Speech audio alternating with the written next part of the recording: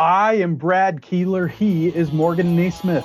Coming up next on our very special second holiday director's cut, find out why he is the needle mover and what that means.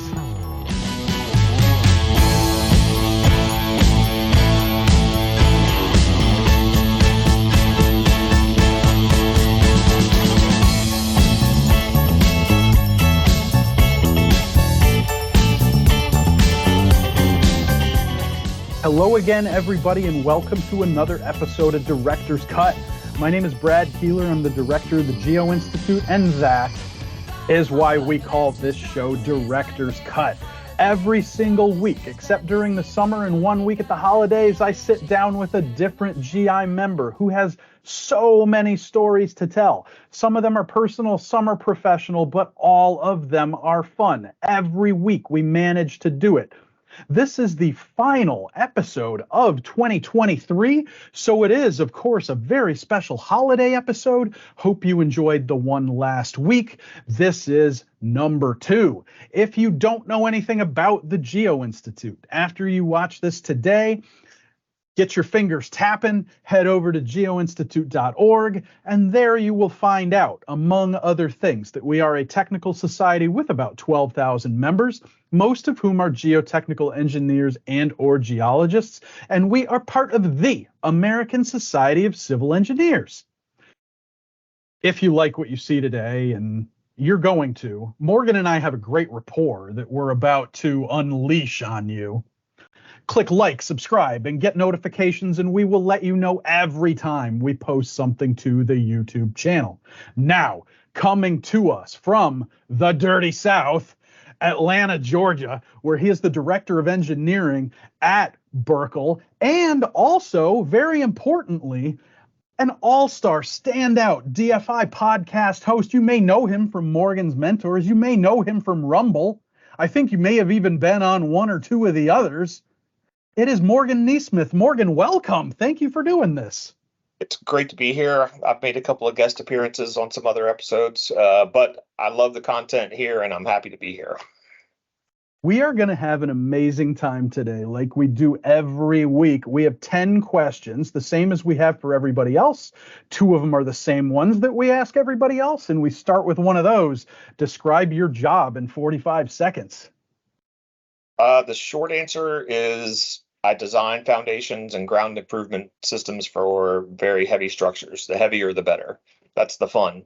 The slightly longer version is I will come at a project from the design side and work with our operations group. Berkel is a construction company, and we will evaluate the various options that we might have to support a facility. Again, I'll be looking at it from the design side, work back and forth with our operations group from a constructability, a viability side to come up with what we think is the optimum solution for the project. And then once we present that, I work with a lot of local engineers and our clients, general contractors, typically to address any concerns they might have regarding design, performance, and quality management issues for all of those systems. That was fantastic. It was concise, and yet it hit on like every point.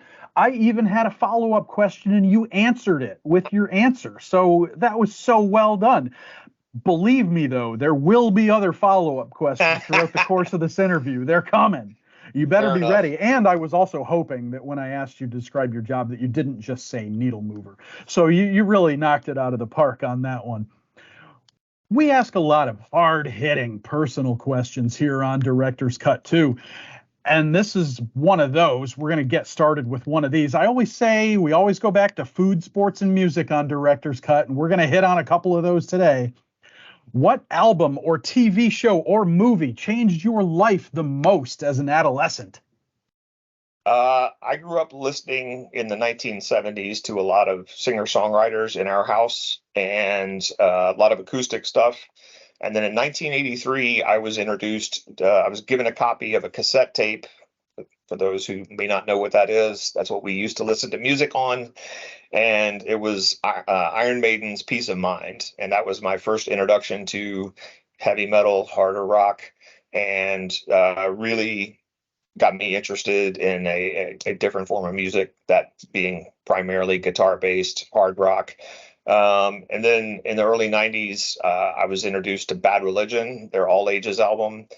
And that punk ethos really resonated with me and is something that I've carried over to some respects into my professional career of not necessarily just believing what you're told just because someone said it, even if you really admire that person, finding out things for yourself, and not just conforming to the status quo all the time. And I think to expand that a little bit, that's a little bit of a Gen X personality trait in general. It's been really interesting to me as I've aged to see that. I don't know what the right phrase is because watered down seems kind of mean-spirited, but it happens to a lot of people. You look at your colleagues who in their 20s had that kind of attitude where they were willing to question everything, take on authority, and it stops for a lot of people at some point. It's like when you can't hear the bell anymore in the Polar Express, right? I mean, how do you keep that going for yourself? Do you feel like you ever have to push yourself to keep that moving? I think I've gotten very lucky and winding up where I have in a place where I'm allowed to experiment, because I think in another situation, it might be easier to just go with the flow. So I have ended up in a situation, or maybe part of that is because of my personality, that it's just sort of been, I don't know, want to say accepted, but sort of brought into the company, that idea of pushing forward and not just sort of doing the same thing over and over again has always been kind of valued and not looked down upon as something that, was just trying to make change for change's sake or something like that. So I've always been pretty fortunate, I think, that I've been encouraged by and large to try new things, push boundaries here and there, even when we get a little bit of pushback in some respects from certain areas of the industry. Second follow-up question here. I had a friend in college who was a massive Iron Maiden fan, and I was never an Iron Maiden fan, but I loved their t-shirt designs. I think maybe more than any other band I can think of. And for those of you watching, this particular friend was the tour guide on the bus tour that we did during Geo-Congress 2019. Sebastian, now he wears colonial gear and everything instead of the Iron Maiden shirts. What's the coolest Iron Maiden shirt you've ever owned? Because I know that you've owned at least one. Yeah, my wife would tell you that I own too many still. But I was particular to, they have their icon Eddie, who's sort of a character that was invented early in their career and has appeared on every album cover, lots of t-shirts. And there was a very significant change in the late 80s. There was an album called Somewhere in Time, and it was a big musical departure, but also Eddie got a big makeover. And I thought that was really interesting, that reinventing of themselves and the entire character. And that's one of my favorite shirts, still to this day. Fantastic. I knew you'd have a good answer for that one. Oh, and we could do this music nerd thing all day, but we'll get to some other stuff. We may come back to this later on. We'll see. I always put the research or practice question as the third one in the interview. And what you're going to talk about is such a departure, I think, from what we've had in any of the other. This is episode 153, people, and this is a much different answer than we've had so far. You have a very noble goal, Morgan, and I want you to talk about that with the people. Yeah, I guess it's sort of, I try not to take things, or let's say I try not to take myself too seriously, but I really do enjoy what I do, and it's really interesting and really fun for me, and it fits me very well. And so getting into the design and construction of auger cast piles has just worked out very well for me. And within that market, as I've gotten into working with both the Geo-Institute and DFI, it was very obvious that one area that they were underutilized was in public transportation. Silas Nichols at FHWA has done a lot of work to push that forward. Dan Brown, also of Dan Brown and Associates, formerly of Auburn. But getting mainstream acceptance in state DOT levels for augered cast in place piles seem to be sort of the natural place where there's a gap that needs to be filled. And right at the time that I was being asked to chair the auger cast pile committee, that was sort of on my mind. And that's really what I thought was sort of in a broader sense of just what I'm doing on a day-to-day basis. What can I do for the industry? And that was the one place that was very obvious that we could do some work and potentially do some education and outreach. And so that's what we worked on. We started in 2016. There was a joint project with the Florida DOT and DFI's Auger Cast Pile Committee, specifically requested by the Florida DOT so that they could incorporate auger cast piles into their specs. To be honest, after that, it was a pretty big undertaking. Yeah. And I got a little bit burnt out because of that. It was a lot of work, but I'd like to give some credit to Hannah Iazoni, actually, the current chair of the Auger Cast Pile Committee, has really taken that next step and taken the results of that program and use that as a basis to continue that outreach, which I'm fortunate to still be a part of. We just had a call regarding a meeting we're going to have with the Ohio DOT in January. We had that call earlier today. So we're starting to go to that next step of, we had this additional program, a basis to take to all of these state agencies. And now we're really putting pushing the accelerator on reaching out to those state agencies and working really more directly with them, answering any questions they have, concerns that they might have, to promote the use of the technology. So without giving away your secrets here, anybody who's ever done this to try to go out to all the state DOTs to get them to adopt something or sign on to something knows it's hard work. Utah is not Virginia, is not Alabama, is not Alaska, and on and on and on. Other than just busting it to try to talk to all these people, what kind of strategies have you guys employed to be able, because you said Florida came to you, and that's how a lot of these things start, but then what, right? You have to then turn it the other way. So how did you guys go about that? Difficultly. I don't think I did a particularly good job of that as the chair of the Auger Cast Pile Committee. And so there was a period where it was kind of in the back of everyone's mind on the committee. It was like, yeah, we should do something with this to push it forward, but there wasn't really a coherent plan. And I think that's one of the things that Hannah's done really well, is put together a more coherent plan of, here are the members of the committee we have, here are the states that they live in. Would you be interested in reaching out directly to your state DOT and getting a little more organized and formal in terms of this, instead of this nebulous idea of like, yeah, someone should call the Wisconsin DOT or whatever, of no, this person works in that area, I'm going to ask them specifically to reach out. We have been a little bit fortunate too, as the word has gotten out. We are seeing some agencies come to us. Caltrans, we've done a presentation for them this year. And so it's been a combination of a much more direct and concerted effort with targeting committee members who actually live and work in those specific regions that they might be most interested in getting that technology developed, and having them reach out directly to provide this information to the state DOTs. That's a good answer. That's more strategic than you might think there. I had to throw this question in because every time we get near the holidays, I feel like there are a lot of words that people use inappropriately. And I'm not talking about 4-letter words or anything that would offend. Well, actually, I was going to say anything that would offend people. Sometimes these words are very offensive.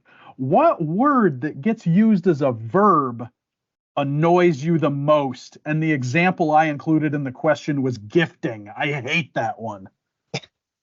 I think I am probably going to date myself somewhat as turning into a grumpy old man in a little bit of a sense. But the one that popped into my mind was onboarding. And I think it has more to do, the more I thought about it, I think it has more to do with, I kind of associate it with corporate speak. anyway. Yeah. And corporate, that is one of my pet peeves. The easiest way for me or to get me disinterested in a conversation is to mention synergy or some other, you know, But what about synergizing? yeah, if you're inventing new words, great. That's I'm much more on board with evolving the English language than I am with um, again, I think if you start talking and the speech is full of, again, these corporate buzzwords, my take on it is you don't really have any original ideas, and I'm probably not that interested in what you have to say. So that's where, and it's kind of ties into that, a lot of things where it seems like a lot we already have names for things, and onboarding seems like we already had words for that, and it just kind of Unnecessary. a little bit Yes. unnecessary. But at the end I of the day, it's fine. You know what I mean? It's not that big of a deal.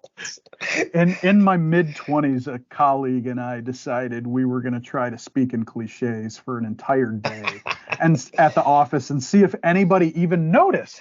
And it took a while, and we learned some of the worst cliches I've ever heard in my life.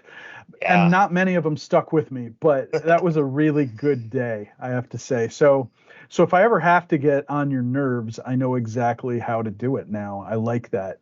just start talking and say nothing. This is I feel like I put these two grievance questions right in a row here, but I kind of spun this one to make it a little happier. right. Is there, when people talk about the bad traffic cities in the United States, it's not coincidental that Atlanta often comes up. Is there ever a time where you are grateful for traffic? No. And the truth is, I was born here, and I've moved away and moved back a couple of times. I've now been here about 20 years this period, but ever since I've been here in Atlanta, they have been widening the interstates. There has never not been a time when they could not keep up with the amount of traffic in Atlanta. I think it doesn't help my general demeanor about traffic that I lived in the Netherlands for 5 years. Uh, Great public transportation, a lot of incentives for pedestrians and bicycles, especially. And we are just woefully behind in the US in general, but Atlanta certainly being where I'm from. And as much as I love Atlanta, and I do, and I will get offended when people talk badly about it, but I do think we're woefully behind in our public transportation and particularly our pedestrian and cycling viability. So no, there's as much as I enjoy listening to podcasts, music, and anything else, books on tape, whatever. No, I don't enjoy the time. I don't hesitate to say wasted, but yeah, that's probably how I feel about it sitting in traffic. I think some of it is the inconsistency too. I was in the middle of nowhere in Oregon about 10 days ago, and there were bike lanes. And I'm thinking to myself, I don't see anyone walking in this town. I don't see any bikes anywhere. And yet I go to a place like where I live in Fairfax County, Virginia, which has 1.5 million people and some pretty urban areas. And often there are no bike lanes in those areas and no sidewalks still in some places. So I think it's the inconsistency that really gets me. And it goes both ways too. I actually got stopped one time on my bike by a couple of researchers. One was from Georgia State and one was from Georgia Tech, and they were asking about my thoughts on it. They were asking everybody they were stopping. It was basically a survey about cycling in Atlanta, and I said the problem is not just on the access side.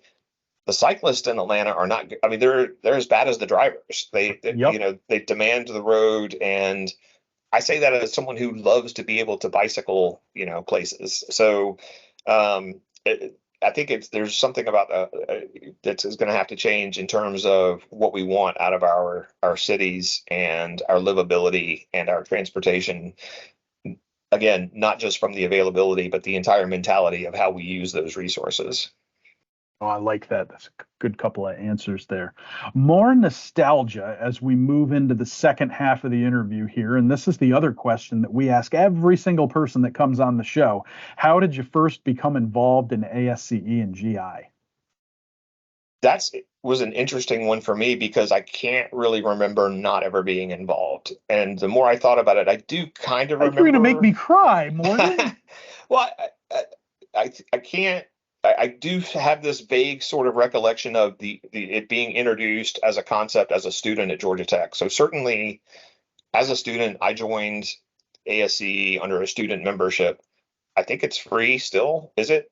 It's yeah. So it just kind of seemed like a no-brainer. And I think the only problem I have is I have a hard time understanding that you would have to convince someone to join. So I'm not necessarily very good at it all the time because it just always seemed very obvious to me. And part of it may have to do with growing up and spending time overseas and some other things where I just liked to be surrounded by a variety of different people with a variety of different ideas.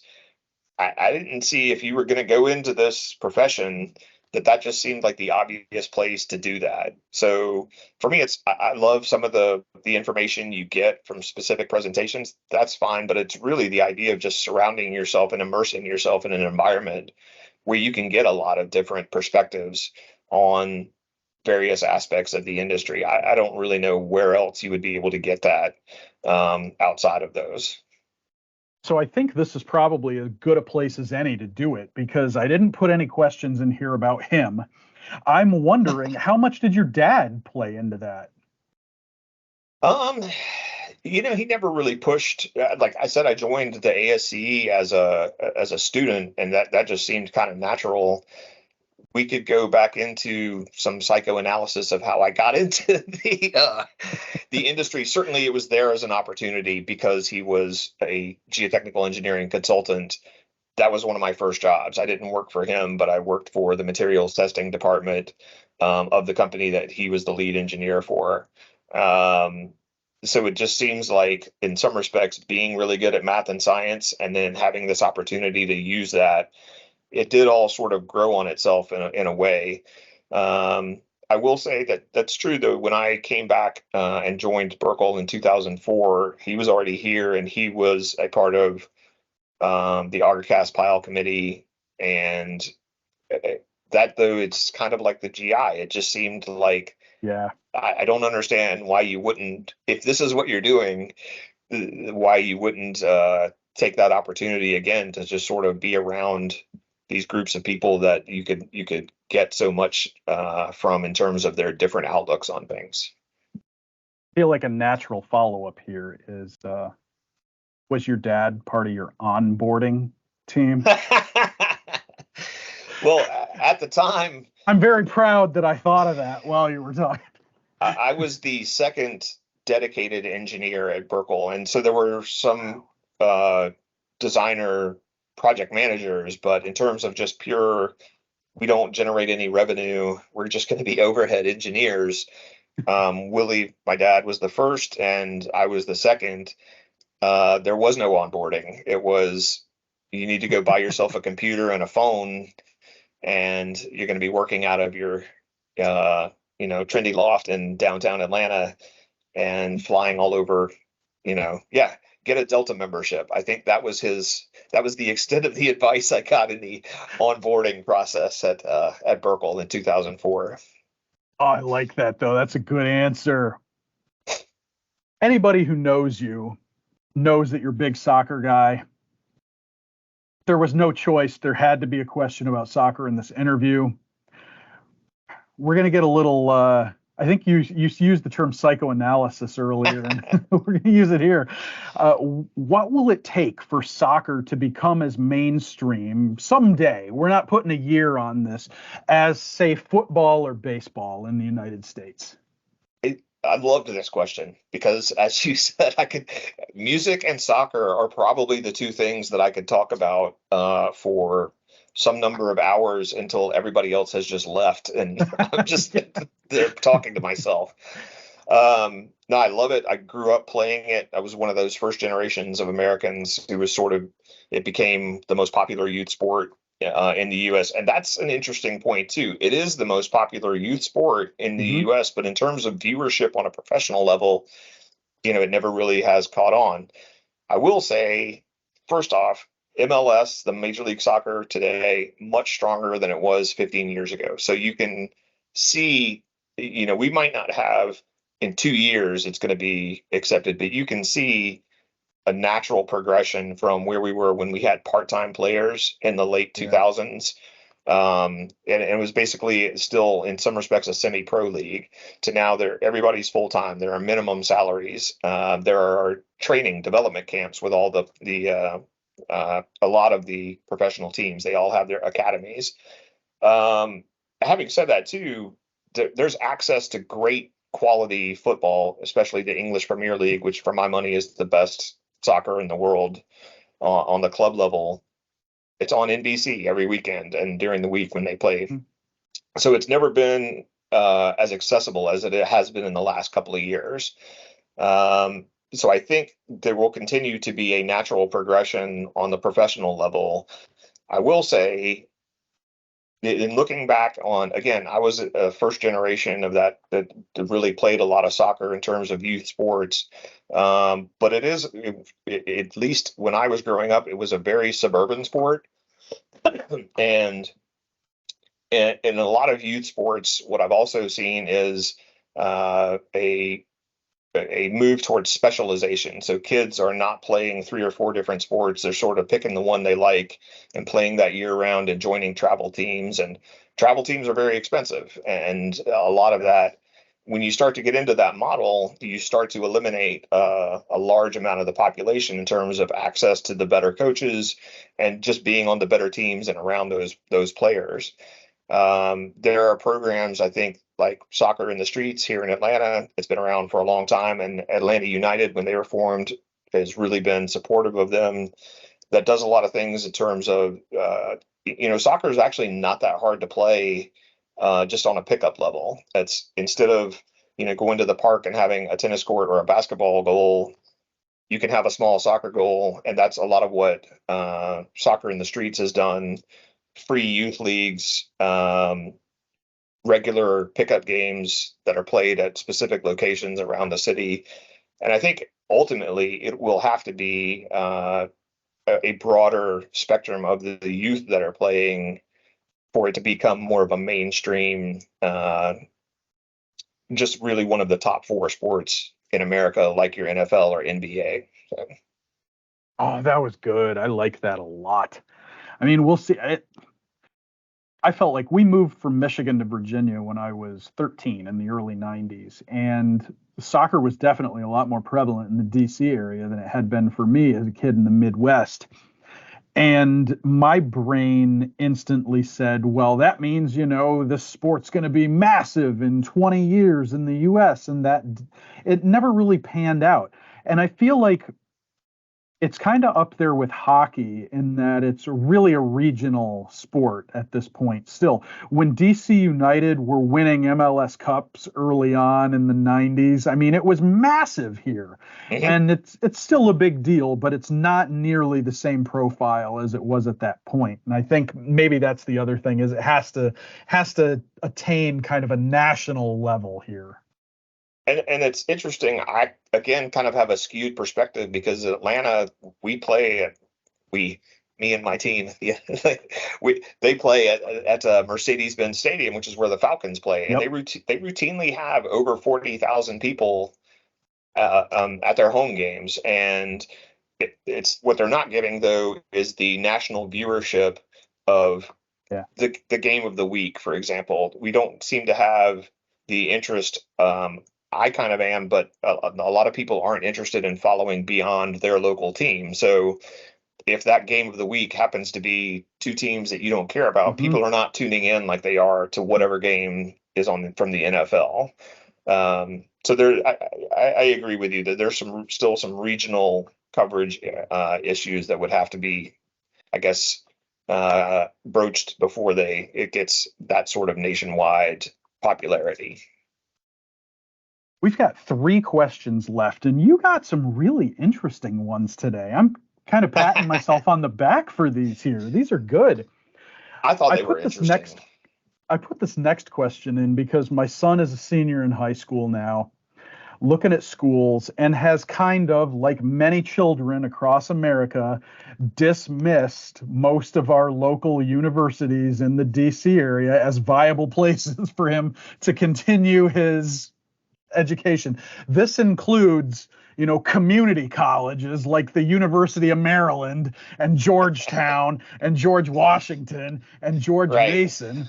So I wanted to ask you, as somebody who's been in and around Atlanta most of your life, do you think you fully appreciated a Georgia Tech education since it's essentially a local school for you? I do, now that we have talked about that question a little bit, I do wonder if the family had been living in Atlanta,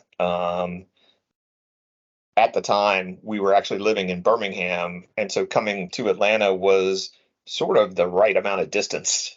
Mhm. And it is interesting to think about, would I have been chafed a little bit about going to Georgia Tech if it had been, if the family had still been living in Atlanta as well, because I was ready to, I thought, to leave the nest and sort of explore things. But as far as Georgia Tech goes, I will say this: I can remember as an undergrad that I knew that it was a very different place. It was, and I wanted to say this with all love, it was oftentimes you felt as a freshman and sophomore not very welcoming. The classes were hard, and there was not a lot of support. They had a fairly low retention rate compared to other schools in terms of who made it out of the first couple of years. And I wouldn't say there was a point of pride, but I would say that it didn't really bother them that much that X number of kids were going to decide they really didn't need to be engineers, or they needed to change majors or something like that. So it was an interesting place from that perspective, because once you sort of declared your major, there all of a sudden were more resources to, like, okay, you're committed, you've made it. So it was kind of a different time to go to school, and it was a different, sort of a different attitude in terms of how supported you're going to be. There was a little bit of proving yourself, and then once you had done that, a little bit more support, I would say, to help you graduate. But it was always kind of meaningful to me that I graduated from Georgia Tech from that standpoint.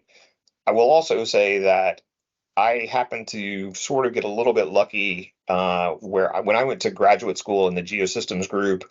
I knew that that was a very unique time. It was a group of professors that had sort of just coalesced in the past couple of years leading up to when I joined, was admitted as a graduate student.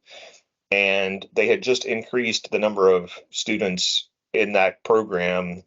And that was a really interesting group to be around, and kind of a fascinating group to be around. And it speaks to more to, like, what I had talked about earlier, just being around people who are working on different aspects of something that you're interested in too, but they're doing some other research project over here. Just being in that environment, though, it was pretty clear that that was a really interesting place, or at least it really resonated with me. Let's put it that way. How much do you feel like, and I don't know how much you see this since you're just in the community and it just around now, you're not there every day. But I mean, in a story we broke in an earlier episode of Director's Cut, Georgia Tech's a pretty good school. Um, Right. I believe Wayne Clough is the one who helped us with that. Do you feel like the environment that you described has changed over the years, and that it's a much different place now? Yeah, and it's funny you should mention that. One of the people I got a chance to interview Wayne also for the mentorship Yeah. episode. You want to talk about a fascinating career? That was a story that was amazing. But he was the president when I was there as an undergrad and into my graduate time, and that was a very transformative time. It was sort of this, you saw the seeds being laid for what Georgia Tech has transformed in today. And he and I had that conversation, and I don't think it's necessarily a bad thing that just being on campus, it doesn't really feel, in the 1990s and late 1980s, it was just some buildings in the middle of an urban environment, really. Mm-hmm. And now it feels much more like a campus. I think that's a good thing. I don't begrudge anyone for having a better experience on campus than maybe we were having in the late 1980s. It did feel a little bit cold and inhospitable at times from just an atmosphere from where it was sitting in the city. And now they've got so many more facilities that I think are great. And it's a really cool campus to be on, as opposed to also just being a great school as well.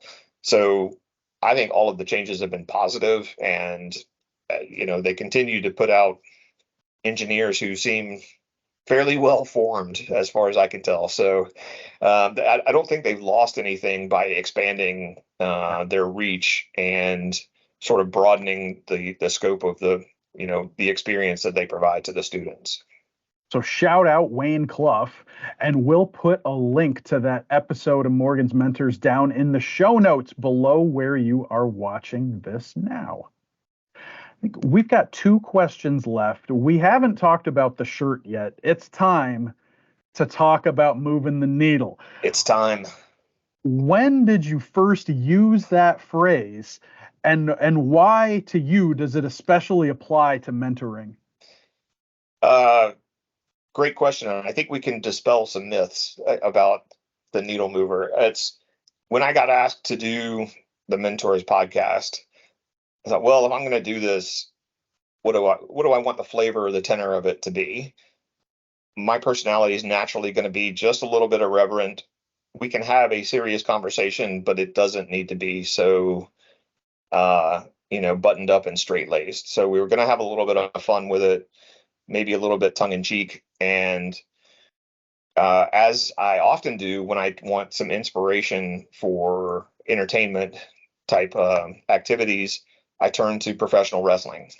And there was the WWE Universal Champion at the time was referring to himself as the needle mover, and had this shirt. And as soon as I saw the shirt, I said, well, we're getting that. I mean, that's a no-brainer. I mean, I totally get that. If I had a dime for every time I asked if people could smell what I was cooking in a staff meeting, or referred to laying down the smack as the people's elbow, I'd be a rich man. So it's if you pay attention long enough, there is gold in a lot of the promos that have been cut over the course of wrestling history.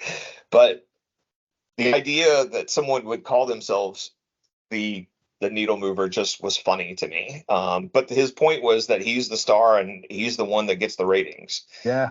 And so what it really led to was the phrase, "It's time to move the needle." And what that was, and I will say this, and I know some people are not going to believe me, I have actually never used that phrase in reference to myself. Whenever I've said it's time to move the needle, what I was always referencing were the guests. And that was sort of the other side of that coin was, it's a little bit tongue in cheek. We're going to play this up a little bit. But these are people that I picked out. We're not doing a lot of episodes. I wanted to talk to these specific people because I thought either just their general story or the advice that they could give or their take on a particular subject would be worth listening to if you're a young engineer or a student.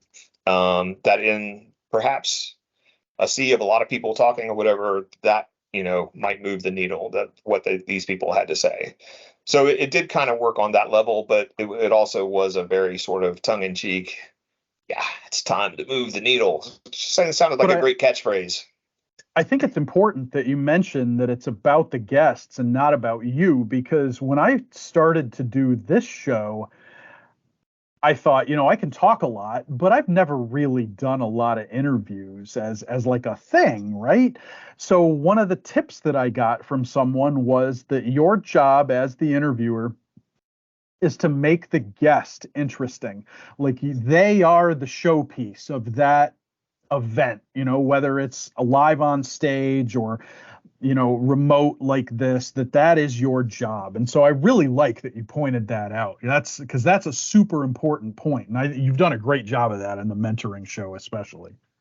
And the one thing that you did ask that I thought was interesting was how does that phrase potentially apply to mentoring the needle mover? And I will say, like some of the people that I wanted to talk to and interview, I would say that people, when they, especially younger engineers or students, when they're getting into their first job, they're going to find some managers or superintendents, whatever we want to call them, supervisors, who may help them, occasionally with certain, giving them certain projects to do, but not really give them all that much information. That's okay. But there are going to be the ones that they find also that are going to say things that are either going to be very profound or be great advice or just an interesting take that is really going to resonate with that person. And the only advice I could give them is to maintain those relationships. However you progress with your career, that person that you heard that from, I think what I've found is people who were my mentors 20 years ago that I still consider, some I consider colleagues and friends now as well, they still have that mentorship, that ability to sort of surprise me with a really interesting take on something. And so that's where I would say you want to cultivate those relationships with the people that you do get that sort of interesting advice or information from. Oh, that's fantastic. That kind of answer is why we're here. This is why we've done 153 of these shows. I love that. I take Venmo or PayPal. As you watch this, viewers, you consult your trusty calendar and you see that there are just a mere handful of days until 2024. And I did mention this is our second very special holiday episode of 2023. So we have to close with this question for you, Morgan. What is your favorite all-time holiday memory? One of my favorite memories, I got a chance to travel as a kid a lot. My dad worked in the Middle East, Saudi Arabia, and because of that, we traveled a lot throughout Europe, Africa, and Asia. And one Christmas in particular, we spent in Kenya. And as a kid who was born in Atlanta and grew up in Birmingham, Alabama as well, we didn't always have snow, but winter was still winter. It was cold, and the leaves were off the trees. It was winter, it felt like. And so to have Christmas in a totally different environment was a really unique experience. My brother and I still talk about it, how much fun that entire experience was of being in Kenya and the different towns that we got to visit, their natural scenery. And so that's probably the one that, if I had to pick, would resonate with me the most.